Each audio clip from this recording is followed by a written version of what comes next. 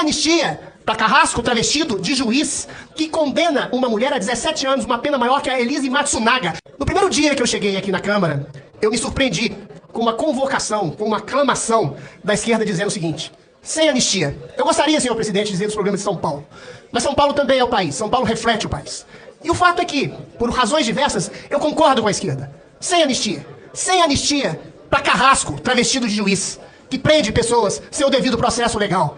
Sem anistia para um tipo de tribunal que soltou um ladrão condenado em 3 instâncias por uma dezena de juízes para voltar à presidência da República, para arruinar o país. Sem anistia para Carrasco, travestido de juiz, que condena uma mulher a 17 anos, uma pena maior que a Elise Matsunaga, que esquartejou o marido por simplesmente ter pichado numa estátua da justiça, perdeu o mané. Sem anistia para um tribunal inquisitorial que eventualmente prendeu um homem por ter feito uma viagem que nunca fez, por ter dado um golpe que nunca deu. A gente vive, senhor presidente, uma ditadura que afeta todas as instâncias e todos os poderes do país. Eu sempre clamei, como jornalista, como escritor, que todas as autoridades públicas do país dissessem que estamos numa ditadura do judiciário aqui nesse país. Uma ditadura do judiciário travestida de democracia, que persegue conservadores, que persegue cristãos, que massacra, que cria tipificações criminais que não existem. O que é fake news? É você discordar de um juiz? É você discordar de um juiz que você lamenta estar conspurcando a Constituição e a instituição a qual ele representa? O que é discurso de ódio? Você se contrapor à ignomínia de ter um presidente saído da cadeia, recolocado na presidência da República por uma eleição que proibiu que se falasse que esse homem era condenado, que se proibiu que falasse que esse homem era a favor do aborto, que se proibiu que falasse que esse homem era amigo de ditadores.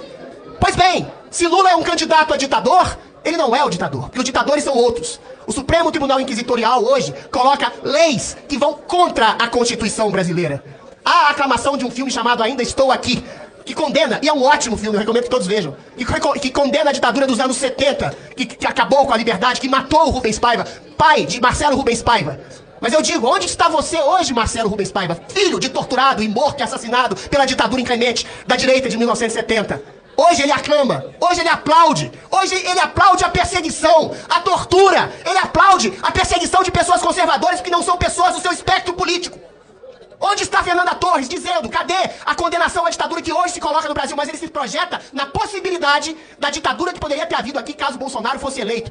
Mas a ditadura está instalada, é uma ditadura perversa, esquizofrênica, invertida, que condena, que persegue, que massacra, que silencia, que joga fora jornalistas do país, que exila, que deixa morrer um homem, Clériston, na cadeia, sem um mínimo de complacência. O empresário Elon Musk está sendo agraciado com o prêmio Nobel. Está sendo agraciado com a indicação, aliás, do prêmio Nobel. Elon Musk descobriu um ativo político, monetário, social que chama-se liberdade de expressão. E um dos principais artífices de Elon Musk é um juiz Carrasco do Brasil, que você sabe muito bem o nome dele. Ele está numa árdua luta pela liberdade no mundo e no Brasil.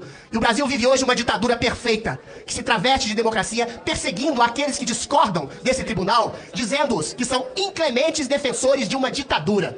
Então não dá, eu como vereador, a uma pessoa como senador, uma pessoa como deputado, uma pessoa como qualquer ocupação que tenha o cargo político, de não dizer que nós vivemos numa inclemente ditadura nesse triste país chamado Brasil. Depois eu queria falar de São Paulo, depois eu queria falar dos meus projetos, mas cada homem, cada pessoa, cada ser público que não diga o estado lastimável de perseguição às liberdades civis constitucionais é uma pessoa que trai a sua função.